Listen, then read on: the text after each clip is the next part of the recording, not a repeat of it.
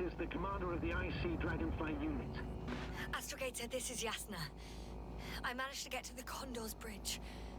Rahitra and I led the attack on the cloud, but the Cyclops... Failed?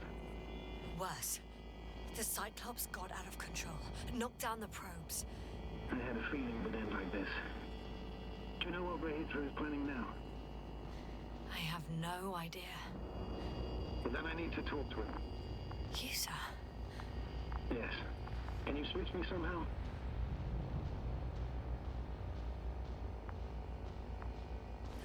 Okay. I'm switching you to the bridge. He should be able to hear you now. Done. Please talk. Hello, Condor. This is Astrogator Novik, commander of the IC Dragonfly ship. I repeat, this is Astrogator Novik to the crew of the USCA Condor cruiser. Please come in. Could you stop with all these? Rahitra, Engineer Rahitra. Among our crew, I'm the last man standing, so to speak, which I guess makes me commander. Who would have thought? In that case, I'm making an official request to join our forces, to prevent the danger that threatens both sides. Oh, enough, Novik. That's enough. I agree, officially and all that jazz. We're already taking steps to eliminate the threat. I'd even say that your crew is working on it pretty damn actively. We stopped playing defense and took the fight to them. The Cloud suffered significant losses. Playing defense sounds a lot better than we're getting our asses kicked. Doctor, not now, please. No, it's true. Fighting against the Cloud is exceptionally difficult. But any opponent can be defeated. All it takes is the right tool. Meaning what exactly? Let me remind you that we're dealing with a dispersed entity whose technological prowess is still unknown. And it has so far destabilized every machine sent its way. Even the most specialized ones. That's why I'll keep it simple this time. No electro brains, no memory, only pure energy. What? A nuclear weapon? Seriously? Damn right.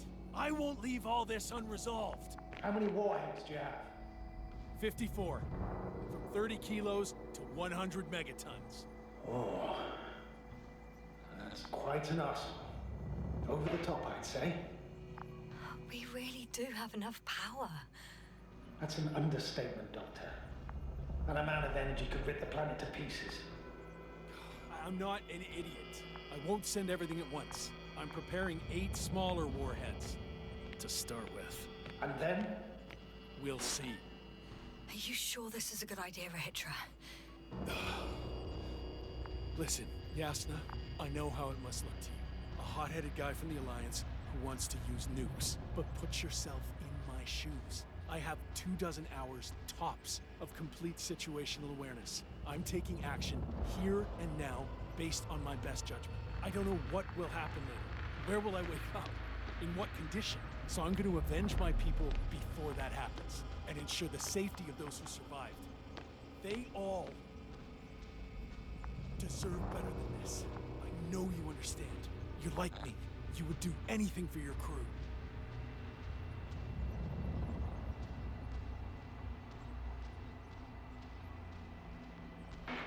I understand, yes.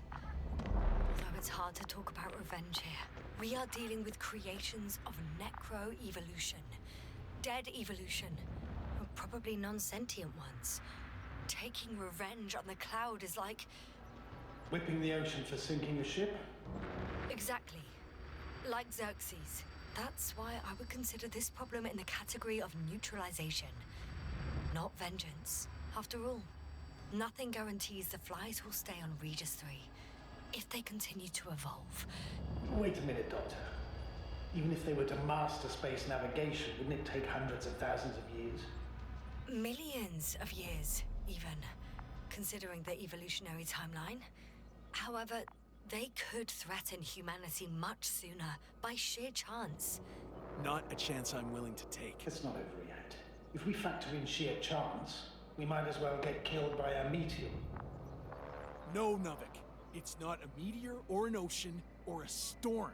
They don't hunt or degrade or cripple you mentally. You, Rahitra, are still reasoning as though we were standing face to face with a thinking opponent. What if these beings are not our enemy at all? Oh, good one. Are you forgetting how many of us they've already killed? I will never forget, Rahitra. Still, I can't help feeling that they operate without any strategic plan. They attack from one incident to another. They're non-sentient, as the doctor put it. So what, they're stupid? And that's why they can't be hostile? It's absolute nonsense. Well, it could be. Yasna, what do you think? Rahitra, you have no idea what we're up against. These mechanisms are just doing what they did a millennia ago. And we were the ones that provoked them. What? How? By coming here with all our gear, blasters, transmitters, rockets. It's like kicking a hornet's nest. They've faced countless species over millions of years. At this scale, humanity is just a blip to them. Wait, what species are you talking about? Dr. Yasna found various traces of conflict, lasting for hundreds of thousands of generations. Oh, they certainly competed with the local fauna. We've seen fish that evolved to sense electromagnetic fields. And underground, I found fossils of lizard-like reptiles. Some of them must have been predatory. Well, I find it hard to believe that any prehistoric reptiles would possess our level of technology, not to mention an arsenal. They wouldn't have. But there were other machines here as well. Other machines? I don't buy it. It's like some robot fables. No, Rahitra, these are no fables. We have gathered evidence for all this. How did these machines even get here? Who built them? Probably some alien race. Highly evolved. It all adds up if we assume they crashed on Regis 3. But not even a single living organism survived the accident. Only machines were left. And then what? They started bashing in each other's tin heads? Doesn't make much sense to me. Machines don't have emotions. They don't argue. First things first. Millions of years ago, some highly advanced race sent machines to Regis 3. And these were specialized homeostatic mechanisms, left with no one to command them. As an engineer, you know well how it is. A robot does what it needs to do, whether it serves someone or not. At first, they probably just repaired themselves, or built a home for their dead masters. Until something forced them to change. Exactly. Certain types of predator eat anything that moves. So I'm betting they were attacked by local fauna. The key was that these machines had the ability to produce others as needed. To combat, say, flying reptiles, they started producing flying machines. That still doesn't explain why they started fighting among themselves. Since they already defeated the living organisms, why keep producing themselves? It makes no sense. What is a guiding principle of a homeostat? To survive. Apparently the machines pose a threat to one another. They use the same source of energy to function. A common, finite resource. Okay, but why did some flies survive this? Not something bigger and better. The way I see it, they were better. The best. In necroevolution, the bots that used up the fewest resources won. So they miniaturized, or became sedentary. The former process gave rise to the cloud. The latter started this bizarre genre of metal structures, resembling vegetation, which formed the city. And they're still growing? No. They lost the fight for survival, and now they're just rusting remnants. Only one form survived. The flying microbots that conquered all land areas on Regis 3. So these flies were just the best adapted? To the conditions of this planet? Yes, that's how it works. So, to summarize, some alien race sent advanced robots to Regis 3. The local dinosaur-like monsters tried to eat them, so the robots produced other robots, which produced more and more robots, until they fell victim to their own overproduction. After a number of iterations and wars for resources, they spat out the murderous cloud, which took over the planet. Indeed. To put it simply, For me, the matter is perfectly clear. Makes no sense to bomb these creatures. I'll even say it's a greater danger to us than to them. But how else do you imagine defeating the Cloud? Well, that's the thing. I don't. It's invincible. Yes, sir, do you agree? Well,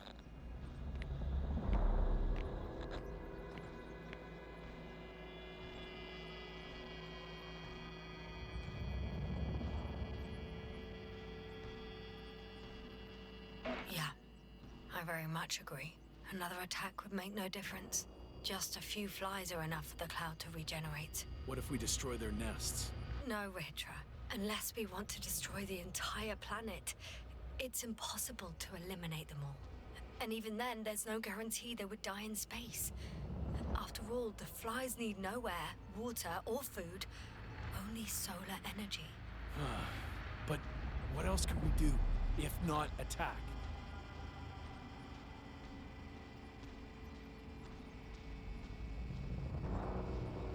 The Invincible is near.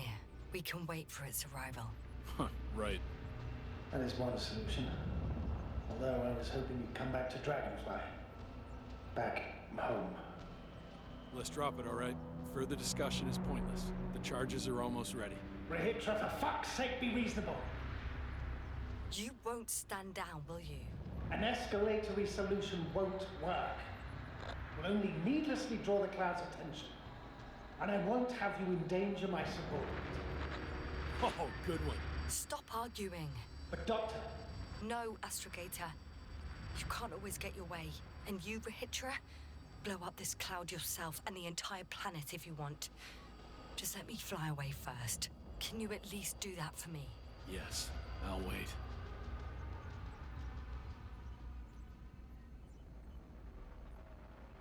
I've prepared Hopper for departure, but there's still a matter of access to the landing pad on the bow. Navik, how do you know about our landing pad? Well, you know what they say? Keep your friends close and your enemies closer. Astrogator likes big ships. Right. Anyway, someone has to break the force field and open the dome. The field automatically deactivates when the dome is opened. It's the same switch on the control station. All right. Sounds simple enough.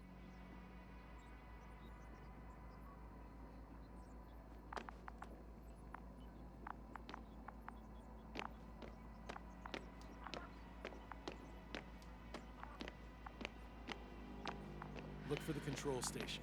There will be a lever that opens the bow. Okay, got it.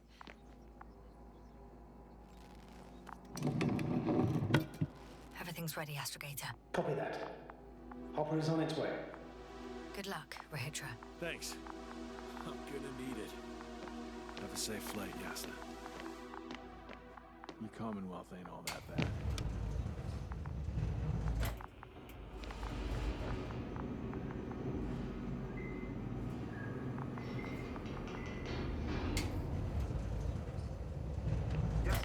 Can you hear me? Yes, we've reconnected. Great. Hopper is just landing. Okay, I can still make it in time. Do you think Rahitra will start firing without warning, do you? I don't know, and I don't want to find out. I see Hopper.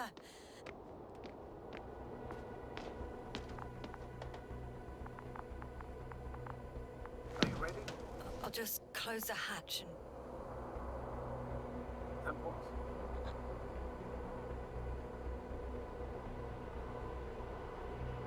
It's nothing. I'm gonna buckle up now.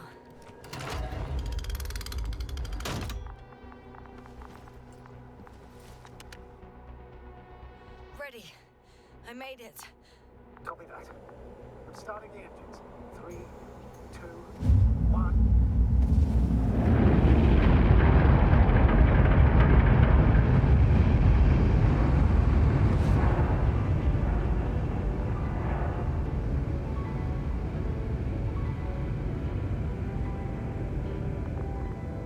Oh no. Rahitra started the attack. Shit. Radiation's rising rapidly. EM field 2. We might get cut off. I repeat, we might get cut off.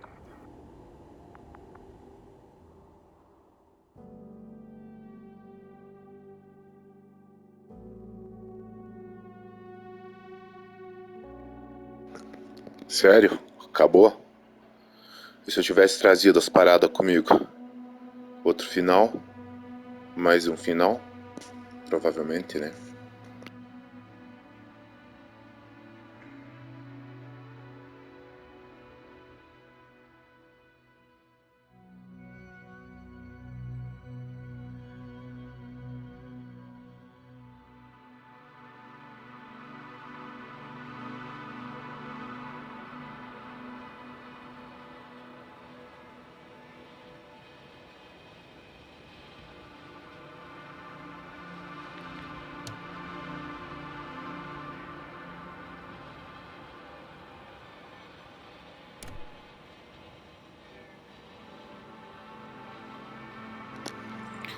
Até o próximo vídeo aí, pessoal.